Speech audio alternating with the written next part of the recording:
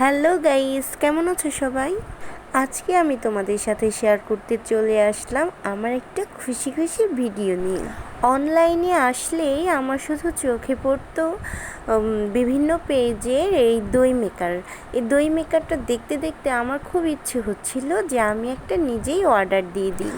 অর্ডারটা করেই দিয়েছিলাম, তারপর ফাইনালি আমি হাতে পেয়ে গেলাম পার্সেলটা। তো সেটাই এখন আমি আনবক্স করছিলাম। এখন আমি এই যে ভিতরে, এটা তো দুটা কালার ছিল, তো আমার দুইটা কালারই ভালো লেগেছিল, একটা গোলাপি আর একটা হচ্ছে সবুজ। তো আমি সবুজটাই হাতে পেয়েছি।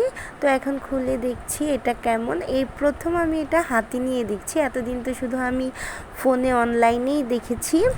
আমি প্রথমবার এই দই মেকারে দই বসাতে যাচ্ছিলাম। তো ভাবছিলাম দইটা কেমন হবে, আদৌ ভালো হবে কি না। তারপর হচ্ছে দেখলাম শেষে না, দইটা মানে একদম পারফেক্ট হয়েছে, খেতেও দারুণ হয়েছিল। 1 লিটার থেকে 1.5 লিটার দুধের দই বানানো যাবে এই দই মেকারটিতে। আমি এখানে 1 লিটার দুধ নিয়েছিলাম। দইটা পারফেক্টভাবে হতে আমার 7 থেকে 8 ঘন্টা টাইম লেগেছে। তারপর হচ্ছে আমি এটা সেট করার জন্য ফ্রিজে রেখেছিলাম 1 ঘন্টা। ফ্রিজ থেকে বের করে টেস্ট করার জন্য সার্ভ করে দিলাম।